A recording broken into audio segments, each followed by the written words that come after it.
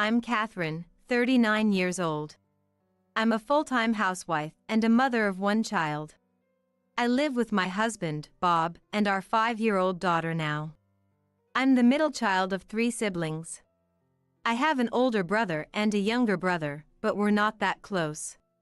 Maybe being the middle child is a bit isolating.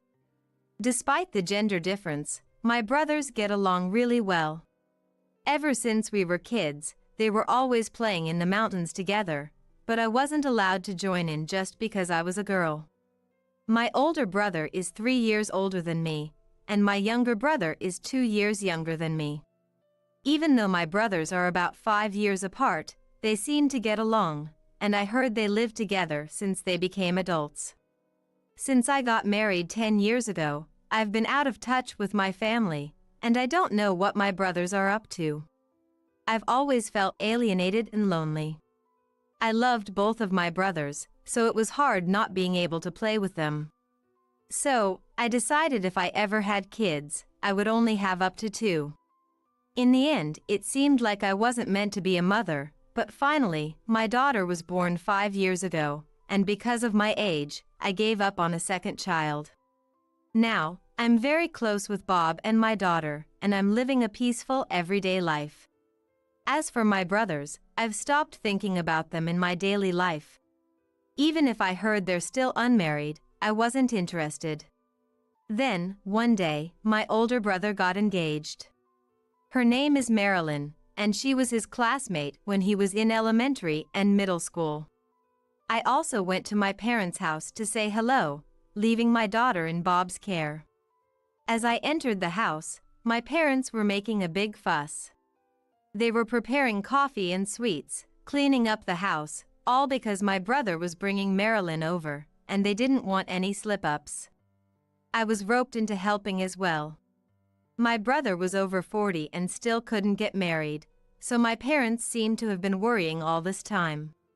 My younger brother, who arrived before me, was complaining that he's the only single one left, but when my older brother entered the house with Marilyn, everyone celebrated grandly. I looked at the scene with somewhat cold eyes. It felt like something happening in a distant country that had nothing to do with me, and I couldn't sincerely celebrate. "All the best to you, Mike and Marilyn." That was all I could manage, and I'm not even sure if I managed a convincing smile. As I was preparing the coffee, Marilyn came into the kitchen and asked if she could help. I declined with a smile. "You're our guest, please have a seat." "But you know, Catherine, time is cruel, isn't it? You, who used to be so small, are now a lady of the house." Marilyn smirked at me, as if she was plotting something unpleasant. "What do you mean?" "Oh, it's nothing. Just that I've never thought you, whom Mike always said was so cute, were cute since you were small." Mike is my brother's name. I was a bit stuck for a response, so I just nodded in agreement. "Is that so?" Marilyn said just that and then returned to the living room where everyone was. I don't know what she wanted to say, but I don't plan on getting along with my brother and his wife. Even if Marilyn dislikes me, I think it doesn't matter. About a month after that gathering, my mother said, "Come home for this year's reunion." I haven't seen Bob and my granddaughter in a while, so our family of 3 went to my parents' house. At first, my mother prepared coffee, Bob and my daughter greeted Marilyn, my father and brother lifted my daughter up high, and my younger brother patted her on the head, so my daughter was overjoyed. Marilyn also spoke to my daughter with a smile. Relieved by such a scene, I stood up to prepare for everyone's drink refills. While making coffee in the kitchen, Marilyn came by again. "Catherine, I don't want to see your face at our family gatherings. As a wife, you should be going to your husband's family gatherings." "Don't worry. I hardly have anything to do with this house. Even today, I was only called over by my mother." "Then, please don't come over even if my MIL calls you." I don't understand why Marilyn hates me so much, but I'm not interested in the woman who is going to be my brother's wife. They say the opposite of love is indifference, and this is exactly it. Whether I'm disliked or not, I didn't care. I've been treated like an unwanted person by my brothers, and my heart was worn out. I met Bob, gave birth to our daughter, and started to feel happy, but Marilyn probably doesn't understand my cold feelings. If you hate me, please don't talk to me. As I retorted that, Marilyn glaringly looked at me and returned to the living room. Since my brother's marriage, my mother started calling me home more often to unite the family, but I hadn't gone since the incident with Marilyn. I decided to keep out of it, thinking that as long as Marilyn doesn't make my brother unhappy, it didn't matter how she treated me. My brother got married in his 40s, and I didn't want to rain on his parade. We didn't meet frequently, and I thought it was okay to endure it when we occasionally met. I also told Bob about this. Do you really want to become family with someone who hurts you? Bob said, siding with me. It's okay. I wasn't close with my brother, but I still want him to be happy as a sibling. If it ends with just me bearing it, then it's okay. Bob didn't seem convinced, but I was somewhat happy that he got angry for me. However, a call came to my phone after a while. It was from an unknown number, so I answered it suspiciously, and the caller was Marilyn. Oh, Catherine! How have you been?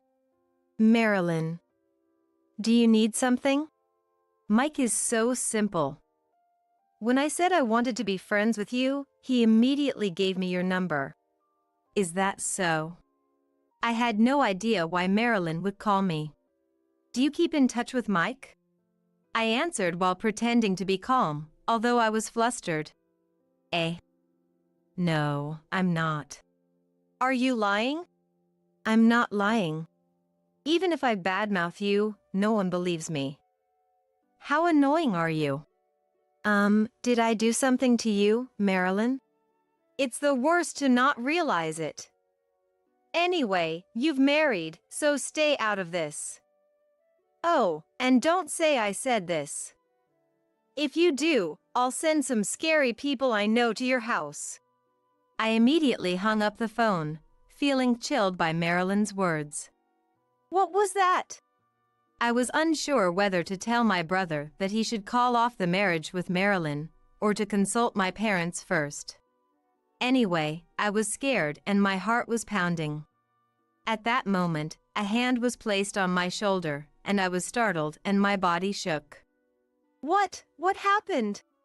When I turned around, Bob was staring at me with a worried look. You're as pale as a ghost.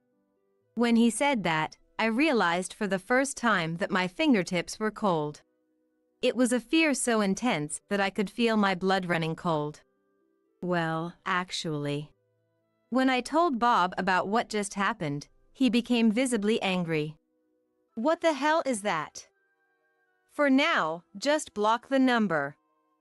And let's report this to your parents or brother immediately. There's no way he can be happy marrying that person. But maybe she's a good person in front of my brother. I just need to stay out of it, I'm sure. Do you think that's the end of it? That woman threatened you, didn't she? She's not a decent person. If your Mike knew what she did to you, I'm sure. Bob's words made me angry. I get it. But why do I have to do something about it? I've been keeping my distance from my brother and younger brother for a long time now. If our three-person household can stay intact, isn't that enough? Is that not okay? I was usually able to think calmly. But remembering how my brothers would exclude me and play without me, as if I never existed, as if it was always just the two of them, caused all my past anger to explode. I knew that Bob wasn't the one I should be lashing out at. Suddenly realizing that, I apologized to Bob. I'm sorry, you've done nothing wrong. Then Bob hugged me tightly. You've been holding back a lot, haven't you? I'm on your side no matter what, Catherine. You can vent your feelings to me. But I think you should talk with your brothers. Hearing Bob say that, I felt a sense of relief in my heart. Perhaps because I felt a little more at ease, I decided to contact my brothers and arrange for a conversation just between the three of us. As it was quite late that day, I thought I would call them around noon the next day. However, I never ended up making that call to my brothers. I received a phone call from my mother. My brothers in Maryland had been in an accident. Apparently, my brothers in Maryland had been on a trip together for the past 2 days, and on the way back, they had been in a collision with a truck. I rushed to the hospital in a panic. Marilyn had only suffered minor injuries, but my brothers were seriously injured. By the time I arrived, the surgery had somehow finished, and my brothers seemed to have made it through. They were transferred to the ICU, and I was only allowed a short visit. I kept my distance because of the situation with Marilyn. But my mother, worrying about Marilyn, asked, "It must be hard for you to go home alone, Marilyn. You don't need to worry about anything at home. Why don't you stay with us for a while?" But Marilyn, with an unhappy look on her face, said, "No, thank you. I'll go home to my parents' house." "In that case, I'll drive you home." "No, I'm fine." And with that, she quickly left the hospital. She must be upset. Poor thing. At least she's safe at her parents' house. Surely Marilyn was also shaken by the accident and was probably scared. However, after that, Marilyn never came to visit the hospital, and my parents and I visited frequently. At first, my brothers were in pain and couldn't move at all, but as time went on, they slowly began to get better. My brother's marriage to Marilyn was still in the consultation stage with the wedding hall, and the formal contract was yet to be made. Unable to reach Marilyn, my mother contacted the venue on my brother's behalf and explained the situation. Unable to discuss things such as reconciling with my brothers and the contents of Marilyn's phone call, I visited the hospital many times. Although they couldn't move, they gave me a gentle smile when they saw me. About 2 months after they were admitted, I went to visit them alone and was about to open the door. I could hear my mom, my older brother, and my younger brother chatting inside. But well, if something happened to me, I made sure the insurance money would go to Catherine. If Catherine is happy, then I'm content. Truly, I feel bad for Marilyn, but it was good we didn't invite Catherine. Marilyn seems uncomfortable around my sister. If it wasn't the case, we would have invited the whole family. I couldn't believe what I was hearing. They were always together, always treating me like an outsider. That kid, when she was small, she used to imitate me and got injured. I am a man after all, so I've done dangerous things, but I can't let Catherine get hurt again. Plus, our sister, she's so serious all the time. It's hard to depend on someone who tries so hard. At this, Mom laughed with disbelief. You've thought that much about Catherine. That's not all.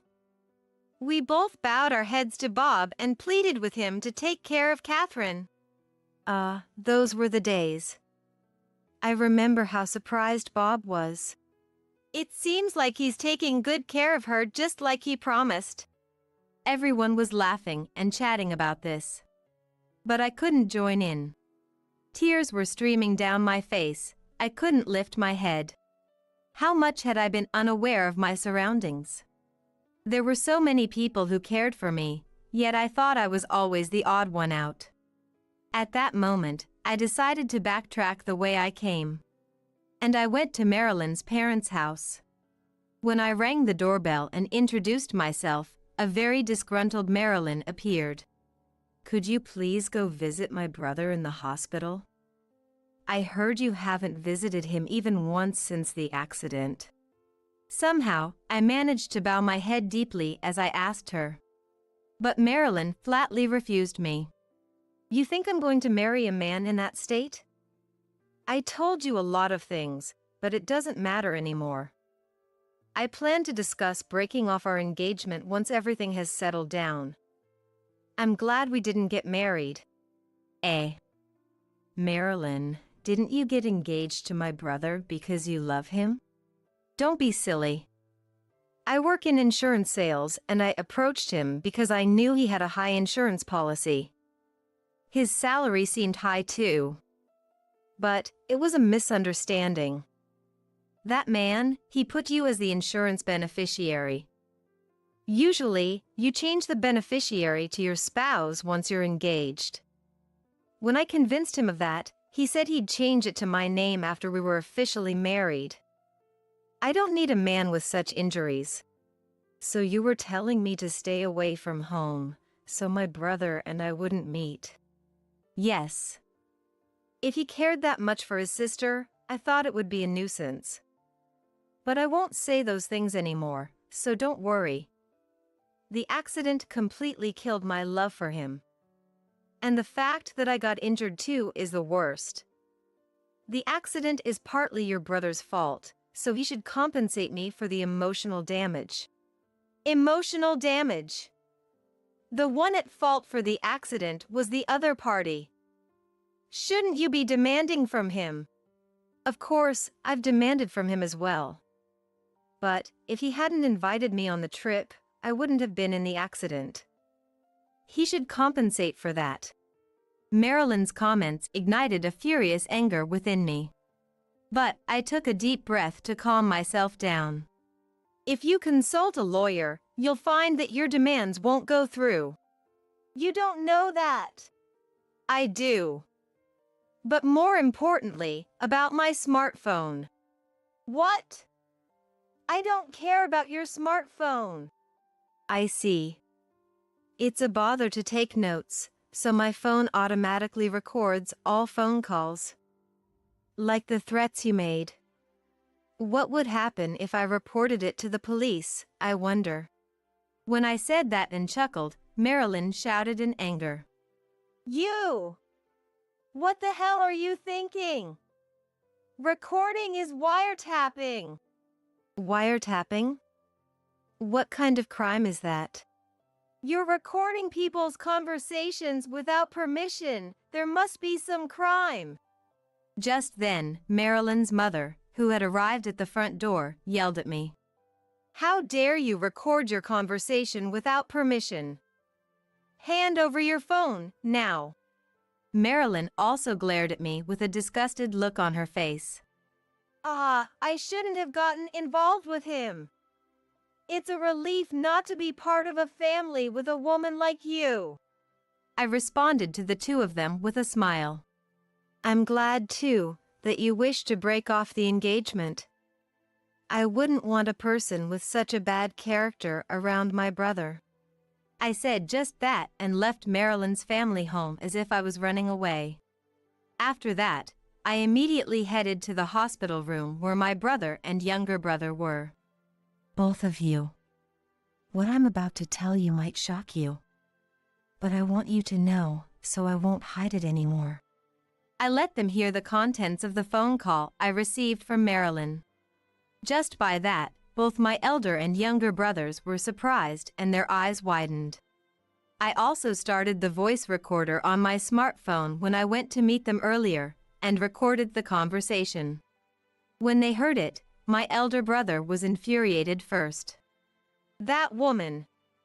So, that's why she didn't come to visit. And the horrible things she did to Catherine. Unforgivable. Even though my elder brother's leg was still healing from a complicated fracture, he started trying to get out of bed, so I hurriedly stopped him. Stop it! I didn't let you hear this because I wanted you to get angry. I just want you to give up on marrying Marilyn. Then my younger brother spoke up. I can't forgive her either. But sis, why did you go to such lengths for us? Today, I actually came to this room once. But you guys were talking with Mom, so I couldn't enter. Actually, I overheard you two talking about me, Sorry for eavesdropping. When I apologized, the two of them shook their heads together. So that's what it was. We're sorry for being distant. Since we took a cold attitude when you wanted to explore the mountains with us as kids, we didn't know how to interact with you after that. But the truth is, both of us always cared about you. Relieved by my elder brother's words, I broke into a smile. Thank you. I'm an adult now. I don't only need to be protected. I can protect you guys too. After that, my brothers, though they still had some scars, fully recovered and were discharged. Later on, my elder brother announced the termination of his engagement with Marilyn. Even though Marilyn unrepentantly demanded compensation, he refused, saying it was not justified for him to pay. Naturally, hiring a lawyer wouldn't result in any compensation being paid out. It seems Marilyn thought that her marriage to my brother was her last shot at happiness. However, she seemed to have misunderstood that if she claimed damages for the accident, she would receive a large amount of compensation, which is why she was so aggressive. Then my brothers told Marilyn's mutual friends about the awful things she had done to me. They even sent recordings of her threatening me. It seems this was far more painful for her than being reported to the police. I heard that Marilyn is now isolated, shunned by everyone around her. Since then, I've returned to my normal life. My heart is more at peace than before. I've become closer with my brothers, and we even go out for drinks together. It's as if we're trying to make up for the time we spent keeping our distance. Both my brothers have grown closer with Bob, and my daughter has warmed up to them as well. 2 years later, by some miracle, both of my brothers found their future spouses. My older brother is already preparing for his wedding, while my younger brother seems to want to continue dating for a while longer. Of course, there's no one threatening me, and we're on good terms with their parents. I hope we can continue to have this good relationship as in-laws. I think to myself, my name is Anne. At 26 years old, I just got married 6 months ago. John, my husband, is 30 years old and he works as an office worker. The story I'm about to tell happened when John unilaterally decided to have his younger sister, Molly, live in our brand new house. It's a house worth $45,000 built for the two of us, newlyweds. Ever since our engagement, John and I had been discussing on the layout of the house and choosing the furniture, planning to move in immediately after the wedding. When John's stuff was carried in, I was surprised by the sheer volume of it. I said to him, "John, would it fit in your space in the house? Don't you think you got a bit too much?" John nonchalantly replied, "Huh? Didn't I mention? Molly is moving in with us." I was taken aback. "Molly is moving in with us? Why? We're newlyweds." I challenged John, but he responded, "What's the big deal? Molly is family to you too, and there's no problem with us living together. She wants to live in the new house." I protested. "Without even a discussion?" John, however, ignored it and continued unpacking his stuff. He eventually started shouting at me, "If you don't like it, you can leave. I already decided to have Molly, so quit your complaints." Clearly, I was not at all convinced and told him I'd call my brother. Fearing my brother, John quickly changed his tune. "Wait! Don't call him. Molly isn't going to stay here forever. She just needs a place until she finds a job and a house. Can you please understand?" I reluctantly agreed to this. When I suggested, "Hey, Molly can use the guest room, right?" John made a dubious face and mumbled, yeah." Though he didn't seem convinced, I moved Molly's stuff into the room intended for guests. After a hectic day of unpacking, we had completed more than half of it. We were having a toast to celebrate our move when the doorbell rang. It was already past 9 p.m., so I thought of ignoring it, but John hurriedly went to the front door, unlocked it and let the visitor in. I was shocked as I was already dressed for bed. As I hid in the kitchen, John called me out. "Hey, Anne. Molly's here." Annoyed, I returned from the kitchen to the living room. "Welcome, Molly. What brings you here so late? I said, trying to hide my irritation. Molly retorted. Can't I come home whenever I want? Now, where's my spacious room? Show me around, big bro, she said, and John led her to the guest room. Soon, I heard Molly protesting. This isn't it. You said it's a larger room, didn't you? She flung open doors, looking around for another room on the second floor. Here it is. This is the room for me, right, big bro? I had a bad feeling about this, and when I went upstairs, Molly was claiming my workroom as hers. I couldn't help raising my voice. This is my workroom, so it can't be your room, John suggested. Why not? Let's make this Molly's room. But I kept insisting. No way. Then I suggested. How about the room next to it?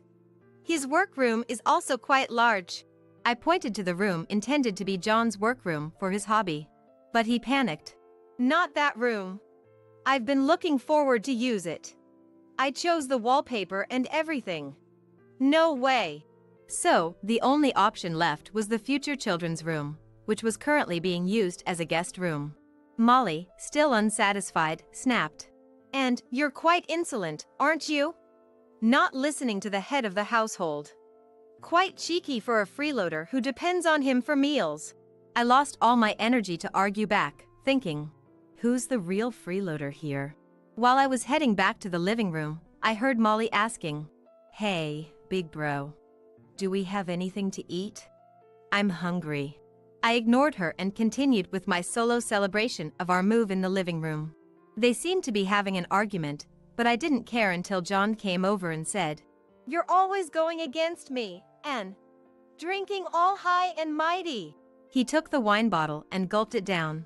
And then he shouted, If you can't listen to me, get out. I'm the head of the household. Don't underestimate me. And he left with Molly. Despite the late hour, I decided to call my brother and tell him about Molly. He picked up the phone on the first ring as if he was waiting for it. However, I could tell from his voice that he was angry. I said, Are you mad, bro? Were you sleeping? I'm sorry. It turned out I'd called him in the middle of an argument with his wife. What's up? Did the move go smoothly? Sorry, I couldn't help. It's done. Don't you have to talk to your wife? Is it okay to leave her like this? When I asked, my brother John replied tiredly. It's over for us. Worried, I suggested that I'd come to his place. But he said he'd rather be left alone for now. I began to tell him about Molly, how she had started living with us from the first day of our married life, and how she didn't like to use the guest room. I even told him that my husband and Molly had been calling me bratty and telling me to do as I was told. He was worried I was being treated like a servant by my husband and Molly. But I laughed off his concerns. I'm your sister, right? Me, a servant? If they can manage it, let them try. I retorted, to which my brother laughed and said, Good point, but call me if anything happens. We then shifted our topic to the problems between my brother and his wife. What I heard left me flabbergasted. Apparently, his wife had been seeing men from a dating site and was in an affair. He'd found out because she had accidentally sent him a message meant for her lover. John had been suspecting her infidelity for some time, and once he got confirmation, he took her phone away and sent her back to her parents. He's planning to visit her parents' home tomorrow for a discussion. We ended the call, agreeing that both of us are in a terrible situation, and deciding to catch up over the phone again soon. While tidying up the remaining boxes, I waited for my husband and Molly to come home. They returned late at night, cheerfully drunk. As I continued unpacking instead of welcoming them, they approached me. And Molly and I have thought of a great idea. Let's make our bedroom Molly's room. We can each sleep in our workrooms. What do you think? Good idea, right? Make sure to clear the room for Molly by tomorrow, I replied. There's something I want to make clear. And ask them. There's something I want to make clear. And ask them. How much will Molly contribute towards the groceries and household supplies each month? And I heard she's not planning on living here forever, so how long is she planning to stay? My husband started to panic at my question. What? You want to get money from jobless Molly? I'll pay from my salary, so there's no problem, right? And Molly added, how long will I stay? Until I'm satisfied. My mom's cooking is all old-fashioned and I don't like it. Plus, she's annoying at home, always nagging me to do laundry and cleaning. Here, I can do whatever I want without spending a dime. It's the best. If you don't like it, Anne, why don't you move out? I snapped. Then let's split the household expenses. I will work to cover my share. Feel free to use your salary for yourself and Molly. I told them. For some reason, they seemed pleased with this. Even though I added, you will need to take care of your own chores. It seemed like they weren't really listening, so I made sure to leave a written note about it. The next day, I was worried about my brother and decided to visit his workplace. He is the president of a construction company, taking it over after our father passed away from an illness last year. When I arrived at his office, he was surprised to see me. When I asked, what's up? He said, I'll listen to what you want to say first. So I asked him for a favor. I explained what had happened the night before and asked him if he could hire me at his company. He agreed, saying, our secretary is quitting due to her husband's relocation, so it's a good timing. Then I heard about his situation. I was so shocked that my heart almost stopped. His wife was pregnant, but there was no doubt that the child was not his. The text messages on the phone he'd taken from his wife showed conversations, photos, and videos with her lover. The messages indicated that the man was trying to escape responsibility after learning about the pregnancy. When I asked my brother if he was going to divorce his wife, he replied, it'll be hard for the kids, but divorce is the only option. So, I suggested that he involve a lawyer and have a proper discussion. And I went home. In my room. I kept thinking of the texts and pictures of my sister-in-law's affair that my brother showed me. I couldn't get them out of my mind. The sister-in-law that I knew was a loving, family-oriented person, and I loved her for it. However, she had been betraying my brother. I felt as if I lost a dear friend, and tears welled up in my eyes. Despite all that, Molly has been knocking on my door again and again since a while ago. Hey! I'm hungry. Can you make something?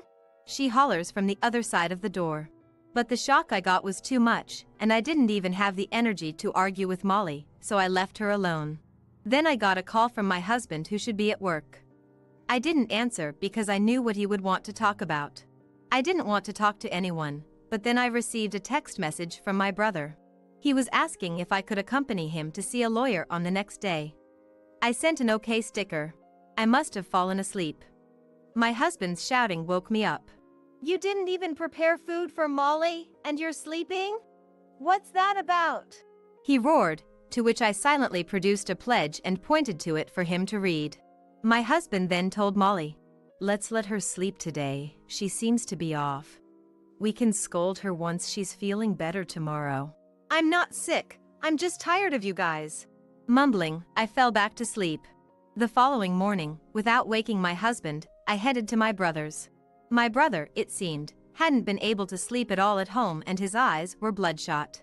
I prepared and served breakfast for the children before taking them to kindergarten. In the car, which I was driving, the children said, Mommy and Daddy had a fight and Mommy left the house. Mommy was the bad one. She left us at home and went out. We cried because we were left alone, so Daddy got angry. The children thought that maybe it was better not to have their mother around because she easily got angry. I told them, I see. If you're lonely, call Auntie, okay? To which they responded, Yay! We might get lonely today, hee hee. I couldn't tell for sure, but I got the impression that they didn't seem sad even though their mother wasn't there. After dropping the children off at kindergarten, I headed to the law office with my brother. The lawyer told us that there was ample evidence from pictures and videos on the sister-in-law's smartphone, line messages, and recorded conversations between the sister-in-law and my brother. My brother's main contention was to divorce and retain parental rights. After my brother finished his story, I had a chance to share about my situation with my husband, got some advice, and was dropped off at home by my brother. My brother was going to gather the rest of the family today and inform them about the divorce. If anything happens, give us a call. We are all gonna be there. With these somewhat prophetic words, my brother left. When I entered the living room, the house was a mess. I guess they tried to make breakfast first. The kitchen area was greasy, and dishes were left on the table. I was exasperated by the sight. I hesitated to clean up the kitchen and cooking utensils that I also use when Molly appeared. Where did you go without even making breakfast? John didn't eat anything and went to work. Isn't it unacceptable to abandon household chores as a wife? She confronted me, to which I responded, You know what? I'm not your maid or servant. Weren't you taught to clean up after yourself since you were a child? ignoring her repetitive. But you're the wife. I headed to my room. Then, my belongings were gone and Molly's stuff had invaded my room. I returned to the living room and questioned Molly. Did you enter my room? Your stuff is in there. What's going on? Upon asking this, she said, Oh, I've loved your room since I first saw it. It fits my neat and cute image perfectly, don't you think? I've moved your stuff into the guest room. Hearing this, I rushed to the guest room. When I got there, my computer and belongings had been haphazardly thrown in. I felt anger sparking. It was way beyond what I could tolerate. At that moment, I felt a strong desire for revenge. I will never forgive this girl. I decided I would wait for my husband, John, to come home, show him the terrible state of our house, and then ask him, Do you still want to live here with Molly? And I prepared for all the possible outcomes. John, who seemed to have gotten a call from Molly, came home earlier than usual. Then I heard his loud footsteps approaching the guest room where I was. Seeing him come straight to the guest room, I was convinced he already knew Molly had taken over my room, and he wouldn't be on my side. When he opened the door and stepped in, looking like a madman, Molly was right beside him, a thin smile on her face. You apparently went against Molly. You're the one at fault here, not even making breakfast. Aren't you my wife? Isn't it your job to take care of me? Molly is your sister-in-law. You should be taking care of her and put up with her. I thought, so this is how it's going to be. At that moment, I felt every shred of love I had for my husband disappear. He hadn't said one word to defend me, no mention of Molly being in the wrong, or asking her to leave, or having her do household chores, or giving me my room back. I told him, If you're going to let Molly live here, I'm going to invite my brother over. He's never seen our house before, maybe I should call him over now. Despite his usual fear of my brother, in front of his sister Molly, John acted quite bold. Are you sure about that? If you let that thug into our house, I'll kick you out. With a confident look, he threatened me, so I told him, Kick me out? Try if you can. I'll call my mother and brother, and his wife, and have them see the house. Thinking that I was going to beg and cry at his threat of kicking me out. He retorted, Do not dare call your family. If you don't like it, then leave. Then Molly chimed in. This is my castle with John, you know? You have no right to call anyone here. Even if your family comes, we'll just kick them out. In response, I picked up my phone and said, I'll call my brother then. To John and Molly, we should live together without you and your family. We can invite our friends over and party without worrying about anything. As Molly said this, they both seemed excited about the prospect of me leaving, with John chiming in. That sounds fun. Maybe we should just get divorced already.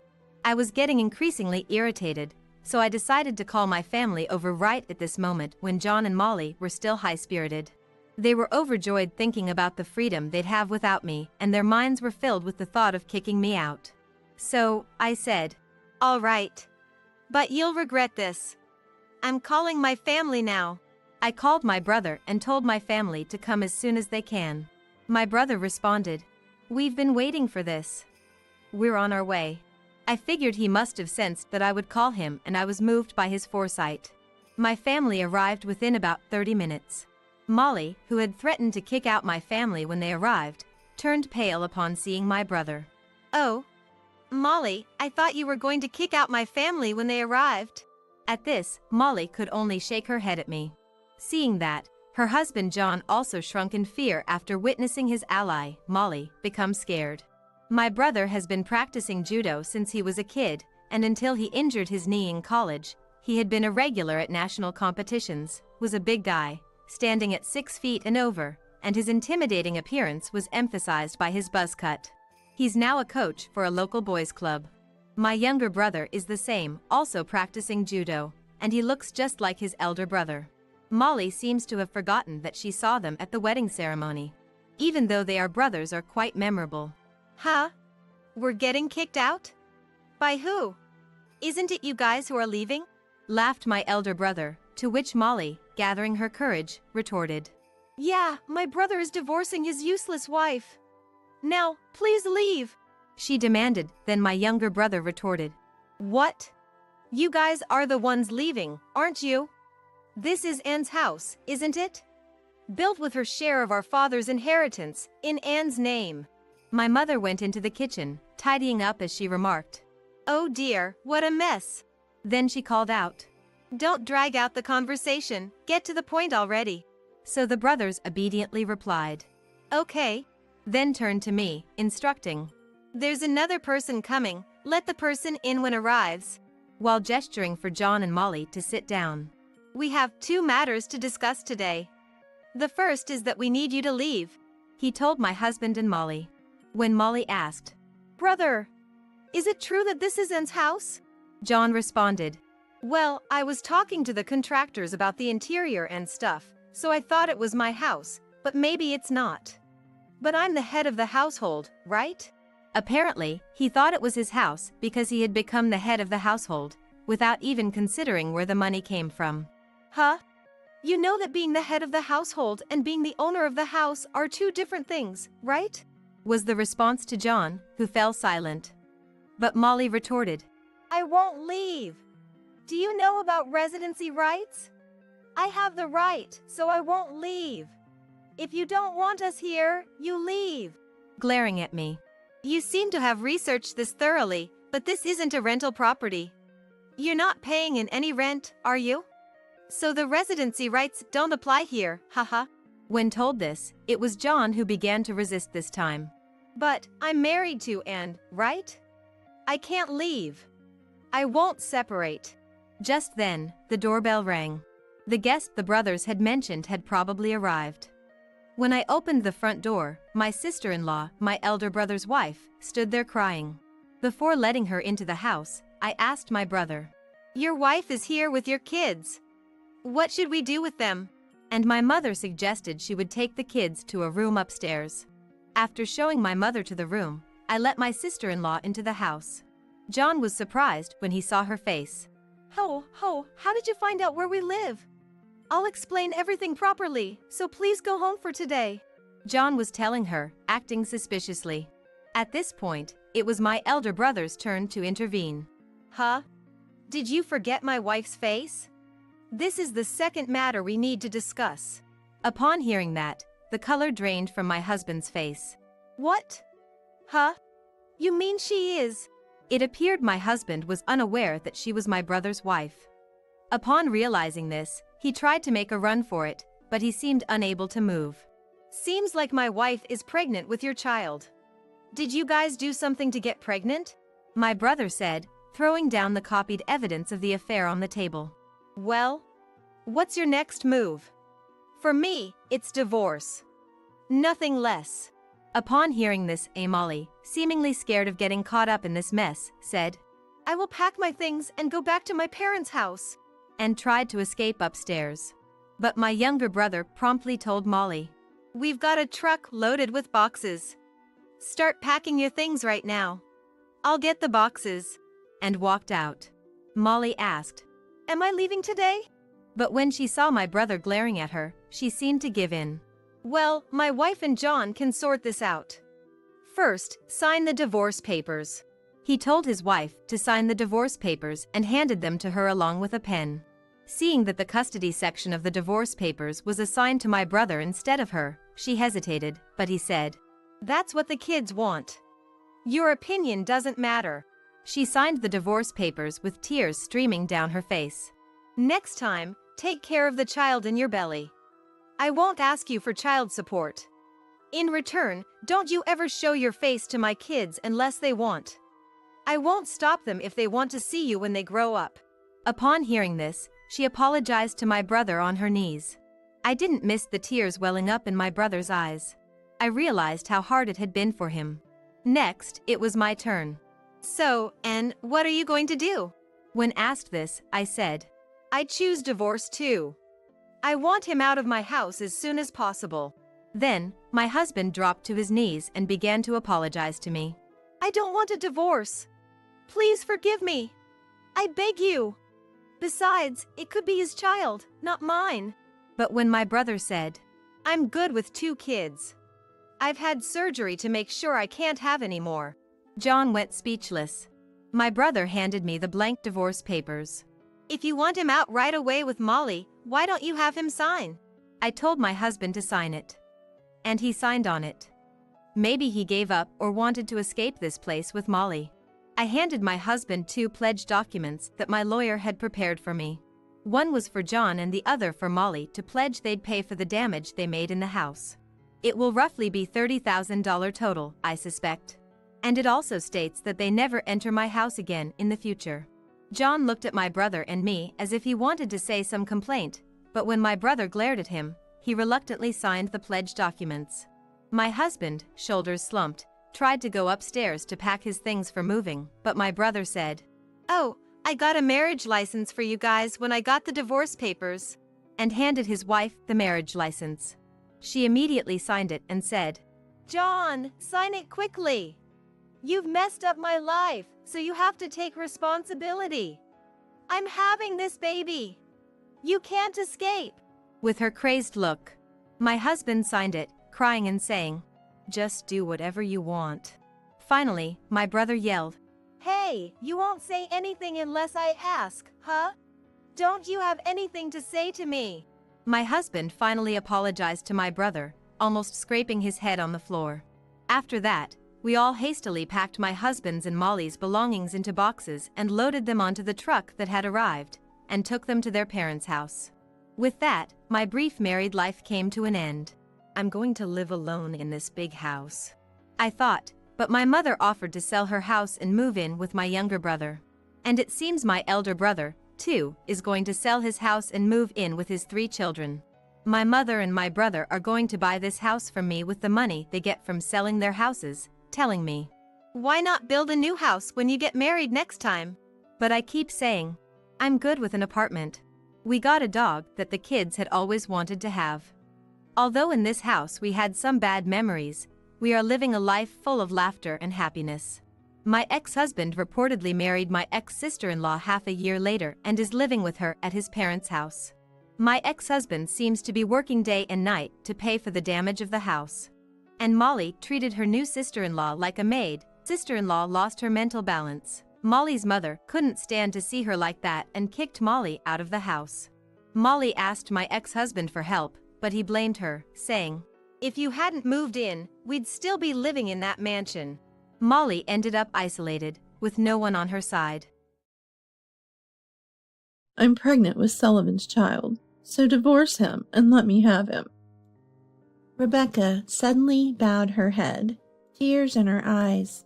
Rebecca faintly smiled, caressing her belly, where her love's fruit with Sullivan was growing. Knowing her history with men, I couldn't even sigh. It wasn't surprising at this point. She used to switch boyfriends, one after another, during our student days, and always she seemed to target men who were already taken. Rebecca's beautiful face was streaming with tears. It was like watching an actress perform. I wonder how long Rebecca can keep up this facade. Sure, but you'll have to take care of Sullivan's debts, I said. No matter how much reality I throw at her, Rebecca always activates her positive thinking.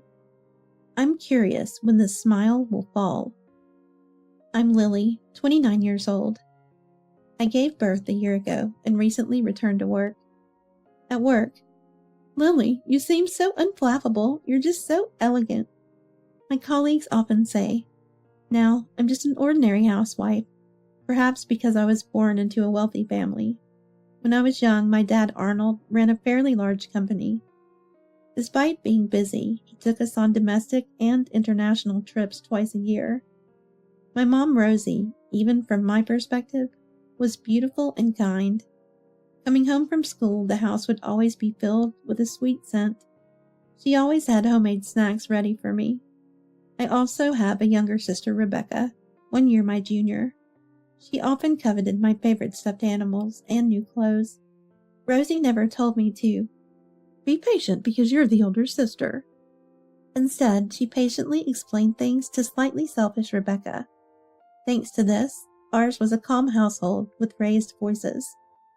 However, when I was in the 6th grade, Arnold's company went bankrupt, so we moved to Rosie's countryside hometown. From a famous urban private school to a rural public one, everything about our lives changed. It was a small school where everyone was friends in the only class of the grade. As a new student, I was a novelty and it was overwhelming with all their questions. But thankfully, I quickly made close friends. Within a month, I had completely settled into the school. On the other hand, Rebecca became like a pretentious idol. "Lily, let's go home together," she would say. Without making friends, she'd come to my classroom after class to pick me up. I wanted to go home with my friends, but I couldn't turn away Rebecca. Outwardly, she pretended to be this adorable sister who adored me, but since moving to the countryside, she became more willful. "Hey, give me that sparkly pen. It doesn't suit you. Lily, with your cute sparkles. After all, you're such a country bumpkin now." "No way. A new friend gave it to me because we have matching ones." "Matching? That's so dull. A country girl like you would be better off with a freebie pen from the electronics store." There were no tears or tantrums, just a mocking laugh as she forcibly took what was mine. I hate to say this about my sister, but it felt malicious. At first, I thought I was fortunate to have friends after transferring, but gradually I found myself isolated in the classroom. "Hey, let's hang out after school." I tried inviting friends, but their response was cold. "We're not hanging out." "Why not? Did I do something wrong?" "We were never friends in the first place. You must hate us country folk, being a city girl and all, right?" I was suddenly scolded, too stunned to understand. Looking around, I noticed everyone in class giving me cold stares. Then Rebecca showed up. "Lily, let's go home together." With no place for me in the classroom, I grabbed Rebecca's arm and hurried home. "Lily, let's go home together again tomorrow." A bit selfish, but I believed Rebecca, who was always by my side, was someone precious. Then, the reason for my isolation became clear. Apparently, a sparkly pen identical to mine was found in the school's trash can, defaced with the word country bumpkin written in permanent marker. I didn't do that. I desperately denied it, and the teacher believed me, helping mend my friendship. We made up, but things were never as close as before. Maybe in early elementary school, a simple apology would have sufficed, but it's a delicate age in the later years. My classmates accepted me again, but I felt an invisible wall had formed. Did Rebecca do this? She was the one who took the sparkly pen from me. Could she have thrown it away? I couldn't help but suspect her. "What are you talking about? I don't know anything. Maybe it was harassment from those friends you thought you had, Lily. Everyone probably hates you." No matter how much I pressed her, Rebecca just laughed and denied everything. More rumors spread about me bad-mouthing friends, and again, Rebecca was suspicious. Yet she acted innocent, clinging to me, saying, "I love you, Lily." It was frightening. Rosie, who I relied on, had started working and didn't know about this. I didn't want to worry her with unnecessary concerns, as she seemed busy. So on the surface, we were seen as a pair of charming, close sisters. Rebecca, who hadn't made specific friends for a while, began to attract boys in junior high. Her demure and mysterious nature drew them in. But there was a problem. She'd date boys who already had girlfriends. "Oh, were you dating him? I'm sorry, but it's not like I seduced him. I just happened to be loved by him." Moreover, she made provocative comments to the girls who were dumped. As a result, all the girls were enemies. but she was liked by the boys. I sometimes wish I could pretend to be a stranger, but in our one class per grade country school, everyone knows we're supposed to be close sisters. Lily, let's go home together. For some reason, instead of going home with her boyfriend or his friends, she always chose to walk with me. Rebecca clung to my arm, acting like a cute kitten. Just as I started making friends, I couldn't bear being thought of as part of Rebecca's boy-crazy group. In fact, there were quite a few girls who saw me as an enemy. I never had a boyfriend, but felt uncomfortable because of Rebecca's influence. And I was wrong to think that boys didn't like me. Behind my back, Lily is so harsh to me. Rebecca played the tragic heroine. Her overdone victim act seemed transparent to other girls, but somehow fragile to the boys. Wanting to distance myself from Rebecca, I went to college out of state, and then found a job there. I wanted to see my parents, but only to return home for Christmas or family gatherings, to avoid Rebecca. I didn't have any problems with socializing once I was away from her. After dating my first boyfriend for 2 years, we decided to marry. I dreamt of a wedding, but couldn't bring myself to invite Rebecca or friends from back home, so I didn't have one. My husband Sullivan is a man of firm opinions. Unlike me, who tends to look to others, he's bright and optimistic, which drew me to him. Are you and your sister not close? It's not that we're not close, but come on, from what you've told me, it's clear you don't get along. Well, it's not like I'm saying I hate her to her face. You should just be honest, Lily. You worry too much. From what I hear, your sister sounds like she embodies all the worst traits of a woman. It's natural to dislike her. Sullivan's laughter eased my dislike for Rebecca a bit. He's always smiling. Like the time we were forgotten at a restaurant and waited over 30 minutes, he didn't get angry. What? They forgot about us? It's okay. So, as an apology, our meal is free, right? He responded casually and cheerfully to the apologetic waiter. Although a bit brazen, Sullivan's brightness lightens the mood. It'll be fine, is his catchphrase. I worried his parents might be upset about us not having a wedding. It'll be fine. Just as Sullivan said, they weren't bothered. When I found out I was pregnant, my anxiety outweighed my joy. Then, it'll be fine, Sullivan assured me. Once our son Sean was born, I couldn't help but adore him. Despite the stress and worries, I'm willing to do anything for my precious child. Sullivan sometimes talks about quitting his job on a whim to start his own business. Just after giving birth, I'm bewildered, but he laughs it off. It'll be fine, and confidently pursues his beliefs. It was tough managing the housework and childcare alone since Sullivan was busy, but I felt that he could break through any barrier. I believed he'd be my hero if I ever really needed him. His optimism was a great comfort to me. This helped me reduce my aversion to Rebecca, and I started visiting home more often to let my parents interact with Sean. Rebecca and I are both nearing 30 now. Rebecca, once seen as a selfish and cunning sister, had become a beautiful adult, perfectly suited in high-end brand clothing and accessories. Still single and living at home whenever we visited. Lily, Sullivan, welcome. Please make yourselves at home. Sean, let's play together. Rebecca would warmly greet us. It seemed I was the only one who still harbored ill feelings. Look at that. Rebecca's actually a nice girl. I imagine someone much harsher from your stories, Lily. She's like an elegant beauty, incorporating brands without being pretentious. Yeah, she's become a kind woman.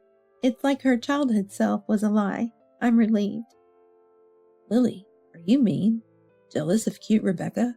Putting her down won't raise your stock, you know. His words hurt me, but they made me realize I had painted a negative picture of Rebecca to Sullivan.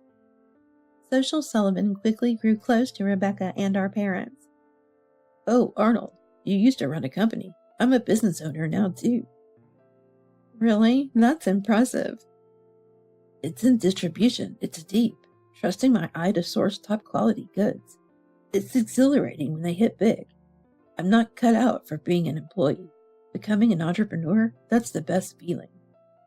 Rebecca and my parents praised him, seemingly impressed. But Sullivan was so boastful that I discreetly cautioned him. He frowned, displeased. What's up with that? You're so worried. Opposing my independence? It's not right for a wife to meddle in her husband's business. Right, Arnold? Arnold just shrugged, non-committally. Lily, it's fine. I want to hear more about Sullivan's work. Rebecca interjected, and Sullivan eagerly continued. That's amazing. Way to go, Sullivan. Rebecca knows how to handle men. Sullivan, looking pleased, slightly annoyed me. Wanting to impress Rebecca and my parents, Sullivan was more talkative than usual. His confidence, once attractive, now seemed boastful and shallow. The magic of love slowly dissolving, I began to doubt the confident, cool Sullivan. Unable to bear it, I retreated to the next room with a crying Sean. Looking away from them was my mistake. Sullivan and Rebecca had apparently grown close. One Sunday, while Sean and I were relaxing, Rebecca suddenly appeared and bowed her head. Lily, I'm sorry. Please break up with Sullivan. I'm carrying the child of our love. What? As soon as she entered the living room, Rebecca, with tears in her eyes, made her appeal. Wait a minute. I don't understand. Sullivan my husband? Tearful Rebecca faintly smiled at my confusion and said, Yes, your husband, Lily. Sullivan. I'm pregnant with Sullivan's child, so please divorce him and let me have him. I felt a chill spread through my body. Rebecca hadn't changed at all. I knew all too well about her history with men, so I couldn't even sigh. I wasn't surprised anymore. She used to switch boyfriends one after another, and always she seemed to target men who were already taken. But to go after her own sister's husband, how shameless could she be? I felt my strength drain away and just looked down at Rebecca expressionlessly. Rebecca was crying with a beautiful face, like an actress performing. I wonder how long she can keep up this act. Lily, I'm sorry. I didn't mean to hurt you. It just so happens that the man who loved me is your husband. Oh, I know it sounds like an excuse.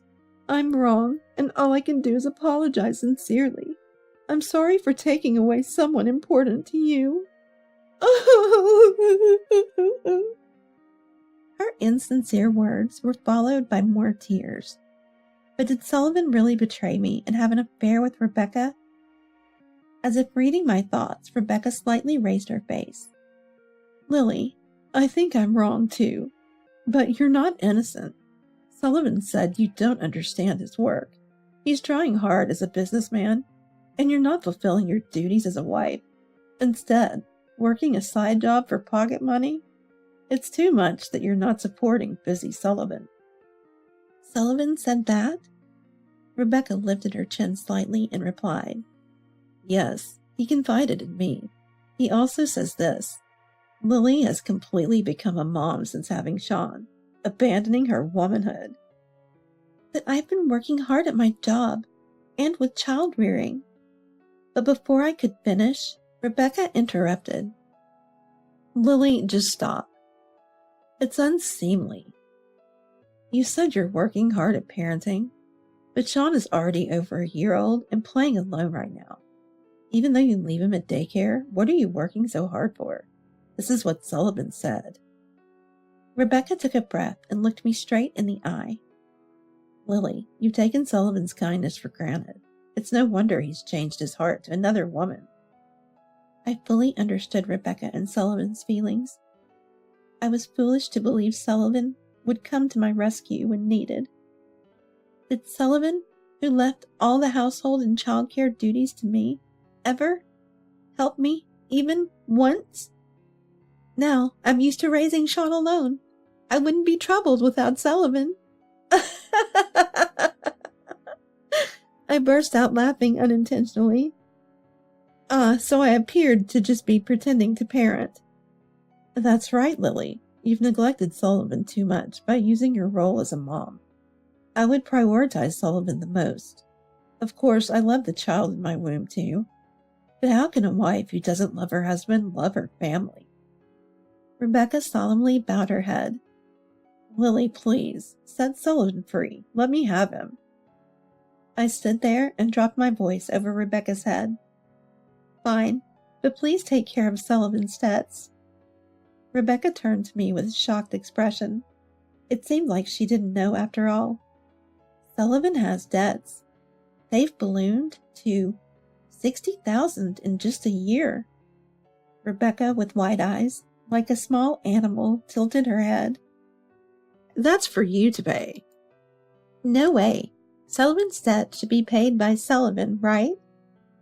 Rebecca, who had been maintaining her composure, now furrowed her brow tightly. Stop it. You're the worst, Lily. How much more will you leech off Sullivan? You probably can't forget the luxuries of your childhood. It must have squandered money, right? I can't believe you've accumulated so much debt. I interrupted her rant. Rebecca, were you listening? I said it's Sullivan's debt. He talks big about independence and business, but in reality he's drowning in debt. Wait, are you talking about a loan from a bank? I understand that running a company requires a substantial amount of money. What's $60,000 anyway? It's a debt from consumer finance. What? Why? Rebecca's mouth twisted. But Sullivan said he just landed a big deal. His work is going perfectly. Oh, right. He did well recently, remember? That very famous card game? Rebecca's eyes lit up again. Wow, Sullivan works in gaming. I prefer something more intellectual, but nowadays, not only children, but also adults enjoy games. It has potential, right? It seems Sullivan has only shown his good side. Rebecca probably didn't ask for details. Not really interested in what's inside Sullivan. Amazing Sullivan. She laughs, possibly without even listening.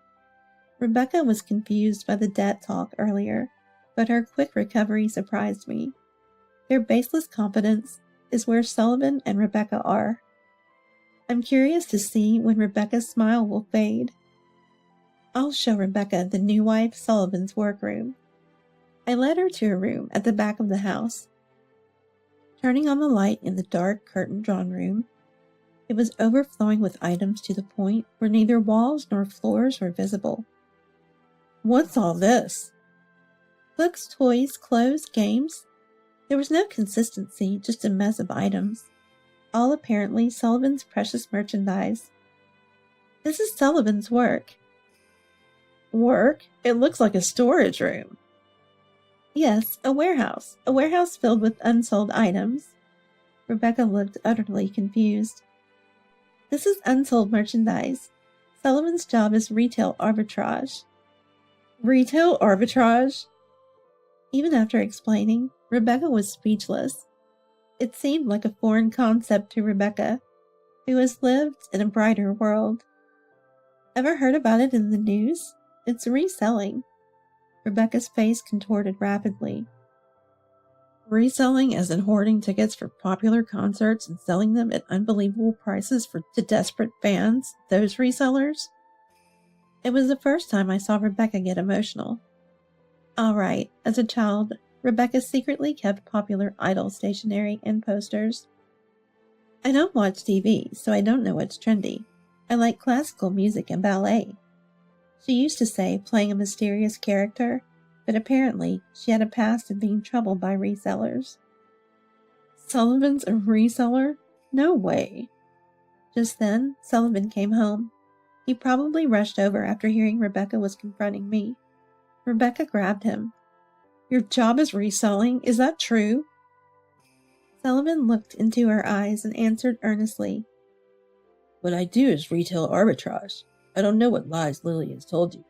but it's a respectable distribution business. It's a tough job that requires the ability to discern market trends. So it's different from reselling. Well, yeah. Sullivan, slightly awkward, embraced Rebecca to cover up. Don't worry. I'll become a big shot in this world. I'll make you happy, Rebecca. Sullivan. The love drama with actress Rebecca had its male lead. Rebecca gazed passionately at Sullivan. As the two were lost in their world, I decided to bring them back to reality. Before Sullivan, the warehouse will become big. The smiling couple froze. Sullivan's been doing retail arbitrage for a year now. This room is filled with unsold inventory. Can you sell all of this? Of course I can.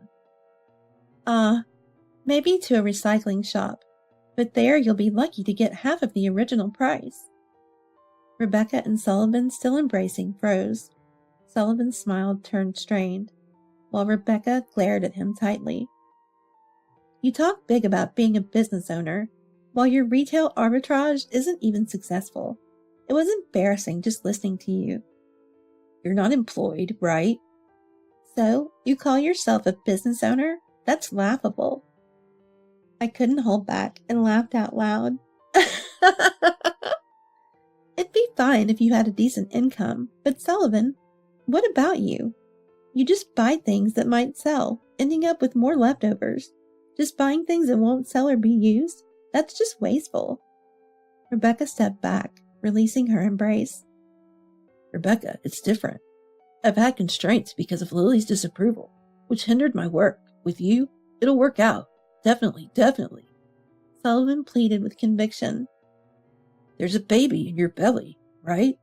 I'll work harder than ever. Let's get married. Rebecca, moved by Sullivan's passion, nodded, hand on her belly. They embraced again. Sullivan smiled. What a farce. Two overly optimistic people together. This will be interesting to watch. Let's get divorced. All right, I understand. Good. Wish you happiness. Sullivan and I divorced immediately, and he remarried Rebecca. Sean and I moved back to my parents' house, while Rebecca moved into Sullivan's apartment. By that time, Rebecca's pregnancy was becoming noticeable. Our family is growing with another grandchild. Mom will be so happy, she exclaimed excitedly. However, my parents ignored all communications from Rebecca and never met her.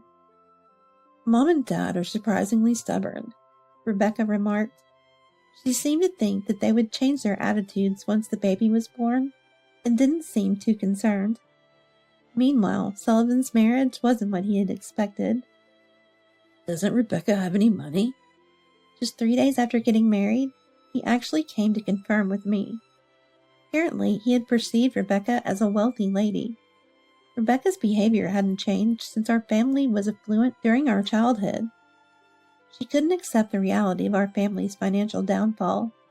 That's why she distanced herself from school friends and always acted pretentiously, even though our family was just an ordinary, rather poor household. But Rebecca always wears branded stuff, Sullivan protested. Yes, but most of those are probably fake. Rebecca works as a temp worker. She doesn't have that kind of money. Fake? I can't believe it. I thought I was marrying a rich, kind, beautiful woman instead of Rebecca. You didn't appreciate my efforts? I've been deceived. Sullivan, who had been posing as a successful businessman, despite not making any profit, was just as deceitful. Rebecca probably wanted to marry for money as well. She would soon realize Sullivan's true nature and regret it. I thought I could be supported by Rebecca. Maybe you should stop retail arbitrage and get a real job. You couldn't even tell Rebecca's branded items were fake. Shut up. They looked real to me. Only real. Sullivan held his hand in despair, but suddenly seemed to have an idea. I had a feeling I knew what he was thinking. He nodded to himself with a scheming look. Maybe I'll try branded goods next time, he mused. I almost warned him, but swallowed my words. It's not my concern anymore. Half a year later, Sullivan and Rebecca rushed to our family home. Arnold tried to turn them away, but they were crying and making a scene. To avoid causing a neighborhood disturbance, we reluctantly let them in. We need money. They were difficult to understand through their tears, but it seemed they were in financial trouble. They had been selling fake branded items as genuine, and now buyers were demanding refunds. They had spent lavishly, thinking the fakes would sell well. Now they were being pressed for refunds and had no money left. We don't have any money to lend you, Arnold said calmly. Dad, how can you not help your own daughter in trouble? They're threatening to sue us if we don't refund them immediately. Even as Rebecca pleaded, Arnold just shook his head sadly. Why not just make another loan? You've been doing it for purchases all along, so it shouldn't be a problem now, right? I suggested. Sullivan scratched his head. I can't borrow anymore. Incredibly, he hadn't used any of his earnings to pay off his debts. He had even taken loans to buy fake branded goods, but only paid the interest. The debt that was $60,000 at the time of our divorce had ballooned to who knows how much. Wow, glad I divorced, I exclaimed unintentionally. Rebecca then turned on me. What do you mean by that? Why did you push such a debt-ridden man onto me? I'm getting divorced too. I don't need this kind of man. What, Rebecca? You were enthusiastic about selling fake brands. It's your specialty. You did most of the purchasing and selling, Sullivan retorted. Shut up. Sullivan has no sense for retail arbitrage. I was the one making a profit. You should be grateful. Rebecca snapped back. What a perfect match they were.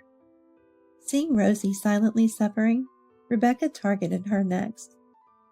Mom, the baby is born. It's cute, right? You want to meet your grandchild, don't you? Lend us money if you want to see it. No way. Rosie refused. You're discriminating against your grandchild. How cruel, Rebecca exclaimed. Rosie, unable to hold back any longer, raised her voice. Enough! He's the man you stole from Lily, right? If you want to fix the debt, work for it. How dare you show your face here? I no longer consider you my daughter. Go to hell with your beloved Sullivan. Mom! Rebecca finally broke down and cried, her beautiful face distorted and wrinkled in anguish, like a cracking white mask. Arnold mercilessly threw out the genuinely sobbing Rebecca and Sullivan. After that, we didn't have anything to do with them, but I learned about their situation unexpectedly. The police contacted us. Sullivan had been desperately reselling to make money, but compared to fake branded goods, the earnings were meager, and once he had tasted the profit, it wasn't satisfying. It's wrong to lie. Just sell them as fakes. Great idea. I'll buy them because they're fake and cheap. We'll make a profit, even if the selling price is low. So they were back to dealing in fake brands. They refunded noisy complainers from the previous trouble, but managed to get by with the rest. Despite fears of being sued, they thought they were safe since nothing had happened. But wrongdoing eventually catches up. They were finally held accountable for their crimes. Our foolish daughter has caused you trouble. Arnold apologized to the police repeatedly. He never asked to lighten their sentence. Instead, she has no remorse. Please ensure she receives the appropriate punishment, he insisted. Rebecca and Sullivan were arrested after claiming they didn't know the goods were fake, a defense that obviously didn't hold up with the police. Unrepentant and without compensating the victims, they received actual prison sentences. Both ended up in jail together. They begged for forgiveness once their fate was sealed, but it was too late. Moreover, a mountain of debt awaits them upon release. I'm relieved I divorced. I even feel thankful to Rebecca for awakening me to Sullivan's reality. Despite his boasting about distribution and discernment, it was Rebecca who gave me the wake-up call. I'm still living at my parents' house. I haven't remarried, but Sean has a younger brother now. We took in Rebecca's child. Our family isn't wealthy, but we manage without wasteful parents. Colleagues no longer say, "Lily, you seem so unflappable." Managing two energetic boys leaves no room for calm. Sean is 5 and Rebecca's child is 3. Every day is incredibly noisy, almost maddening. "Stop fighting all the time," I scold. They pause their squabbles, glance at each other, and run off. Always in sync during these moments. They know Grandma Rosie's arms offer a safe haven. Rosie says, "Well, well, so full of energy," as she pats their heads. I guess scolding is my role, while spoiling is Grandma's. I've decided to raise both boys equally without discrimination. They don't need to be wealthy or outstanding, just kind-hearted adults. As for me, my throat is hoarse from scolding so much. Sucking on my usual honey candy, the children bring me a handful of candies. "Thank you, you're so kind," I say. They smile sheepishly, rowdy and noisy, but still my adorable kids.